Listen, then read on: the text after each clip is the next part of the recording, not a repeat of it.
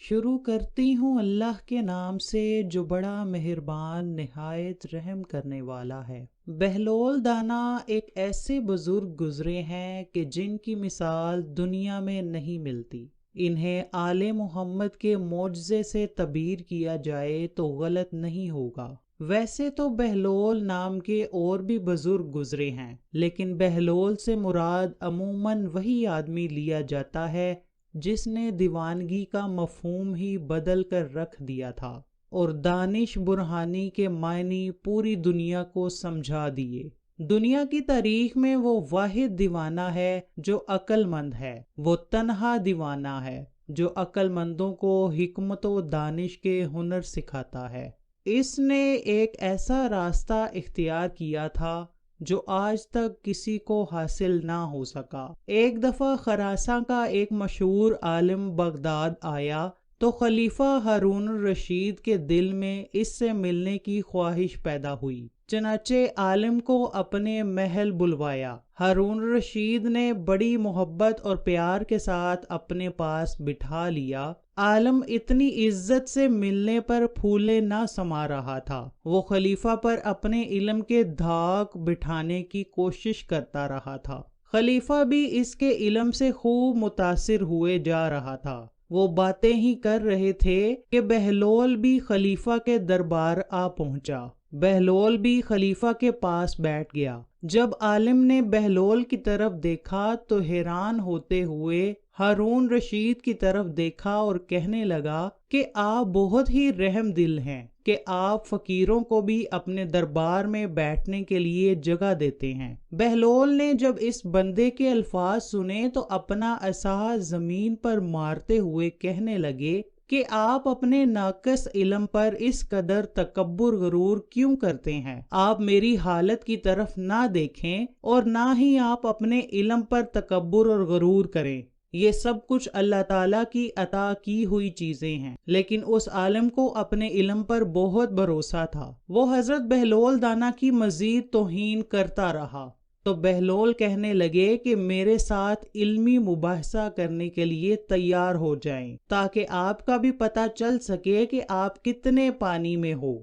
عالم نے غصے سے بہلول کی طرف دیکھتے ہوئے کہا، میں نے سنا ہے کہ تم کم علم ہو۔ میں کم علم والوں سے فضول میں بحث نہیں کرتا۔ بہلول نے اس بندے سے کہا کہ میں کب کہتا ہوں کہ میں پاگل نہیں ہوں؟ میں تو خود اس بات کو مان رہا ہوں، لیکن میں یہ بھی سن رہا ہوں کہ آپ اپنے آپ کو بڑے عالم کہتے ہیں، تو آؤ میرے ساتھ مباحثہ کرو۔ خلیفہ نے بہلول کی طرف دیکھا اور کہنے لگے، بہلول چپ ہو جاؤ۔ ہارون رشید نے کہا کہ بہلول تم نہیں جانتے کہ تم کس سے بات کر رہے ہو۔ یہ خراساں کا بہت ہی بڑا عالم ہے۔ اس کے علم کے چرچے پوری دنیا میں مشہور ہیں۔ بہلول نے بڑے اطمینان سے جواب دیا کہ میں بھی تو یہی کہہ رہا ہوں کہ یہ میرے ساتھ علمی مباحثہ کریں۔ خلیفہ کو بھی علمی مباحثہ کا شوق تھا۔ خلیفہ عالم سے کہنے لگے کہ کیا مذائقہ ہے اگر آپ بہلول کی دعوت قبول کر لیں؟ عالم کہنے لگا، مجھے کوئی اعتراض نہیں ہے۔ عالم نے کہا کہ میری ایک شرط ہے کہ اگر بہلول نے میری ایک پہیلی کا جواب دے دیا تو میں اس کو 1000 اشرفیاں انعام کے طور پر دوں گا۔ اگر اس نے میرے سوال کا جواب نہ دیا تو یہ 1000 اشرفیاں دینے کا پابند ہوگا۔ بہلول نے کہا کہ فقیروں کے پاس مال و دولت کہاں ہوتی ہے؟ صاحب، میں تو یہ کر سکتا ہوں کہ اگر میں نے آپ کے سوال کا جواب نہ دیا تو میں آپ کا غلام بن جاؤں گا۔ جب تک تمہاری 1000 اشرفیوں کی قیمت پوری نہ ہو جائے میں تمہارا غلام رہوں گا۔ عالم نے کہا، مجھے یہ بات منظور ہے۔ بہلول نے جواب دیا، اگر میں یہ شرط جیت گیا تو وہ 1000 اشرفیاں غریبوں اور لاچاروں کو تقسیم کر دی جائیں گی۔ حضرت مولا علی شیر خدا کا فرمان ہے کہ جہاں بھی دولت کی مقدار زیادہ ہوتی ہے وہاں یقیناً کسی حقدار کا حق ضائع ہو رہا ہوتا ہے۔ عالم بولا، مجھے منظور ہے۔ عالم نے کہا کہ کیا آپ تیار ہیں؟ بہلول نے کہا میں تیار ہوں، آپ معاملہ بتائیں۔ عالم نے پوچھا کہ ایک عورت اپنے شرعی شوہر کے ساتھ بیٹھی ہے، اس گھر میں ایک شخص روزے میں ہے، دوسرا نماز پڑھ رہا ہے، اچانک دروازے پر دستک ہوتی ہے، ایک ایسا بندہ اندر داخل ہوتا ہے جس کے آ جانے سے شوہر اور بیوی ایک دوسرے پر حرام ہو گئے، نماز پڑھنے والے کی نماز باطل ہو گئی اور روزہ دار کا روزہ ٹوٹ گیا، تو کیا تم بتا سکتے ہو کہ باہر سے آنے والا شخص کون ہے؟ دربار میں سناٹا چھا گیا، لوگ ایک دوسرے کی طرف دیکھنے لگ گئے۔ بہلول نے فوراً جواب دیا کہ گھر میں داخل ہونے والا شخص گھر میں موجود عورت کا پہلا شوہر ہے جو سفر پر گیا ہوا تھا۔ اس کو اطلاع یہ ملی تھی کہ اس کا دوران سفر انتقال ہو گیا ہے اور اس کی بیوی نے اس کے پاس بیٹھے شخص سے عقد کر لیا اور مردوں کو اجرت دی کہ وہ میرے مرحوم شوہر کی قضا نمازیں پڑھیں اور روزے رکھیں۔ تو یہ عمل جاری تھا کہ اس کا پہلا شوہر گھر واپس آ گیا کیونکہ اس کی موت کی خبر غلط تھی۔ پرانے شوہر کے آتے ہی نیا شوہر عورت پر حرام ہو گیا اور نمازیں اور روزے رکھنے والوں کی عبادت بھی باطل ہو گئی۔ مرحبا، بہت ہی خوب جواب دیا۔ خلیفہ نے بہلول کی تعریف کی، سب نے بہلول کو داد دی۔ بہلول نے کہا جناب اگر اجازت ہو تو میں بھی سوال کر سکتا ہوں؟ خلیفہ نے کہا اجازت ہے۔ بہلول نے کہا فرض کریں ہمارے پاس ایک مٹکا شیرہ اور ایک مٹکا سرکہ موجود ہے، ہم اس سے سکنجبین تیار کرنے کے لیے دونوں سے سرکہ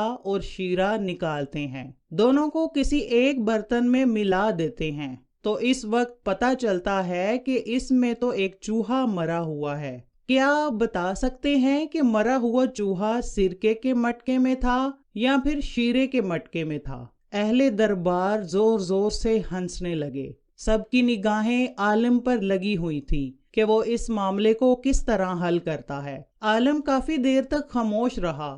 خلیفہ نے عالم سے پوچھا بہلول نے تمہارا سوال حل کرنے میں کوئی وقت نہیں لیا تھا، تم کو بھی اس کا جواب فوراً ہی دینا ہے۔ عالم نادم سا ہو گیا، وہ شرم کے مارے اپنے سر کو نیچے ہی جھکائی جا رہا تھا، اس کو اپنی کم عقلی کا اعتراف کرنا ہی پڑا۔ عالم بولا عالی جا، میں اس سوال کا جواب نہیں دے سکتا۔ خلیفہ نے بہلول کی طرف دیکھا تو بہلول مسکرا رہا تھا۔ خلیفہ نے کہا کہ بہلول آپ ہی اس کا جواب دے سکتے ہیں۔ بہلول نے کہا کہ جناب کیا آپ اب بھی اپنی ناسمجھی کے قائل نہیں ہوئے؟ عالم بولا بہلول تم نے مجھے احساس دلا دیا ہے کہ علم کو کوئی حد نہیں ہے، کسی کی ظاہری حالت دیکھ کر اسے کم تر خیال نہیں کرنا چاہیے۔ بہلول نے جواب دیا خلیفہ صاحب ہم کو چاہیے کہ اس چوہے کو سکنجبین سے نکال کر اچھی طرح دھو لیں، پھر اس کا پیٹ چاک کریں،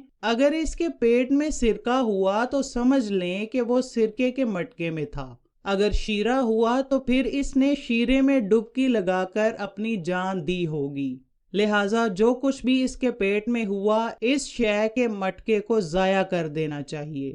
اہل دربار اش اش کر اٹھے۔ خلیفہ ہارون الرشید بہلول کی بات سن کر بہت ہی مسکرایا۔ عالم نے سر جھکا کر بہلول کو 1000 اشرفیاں دے دیں۔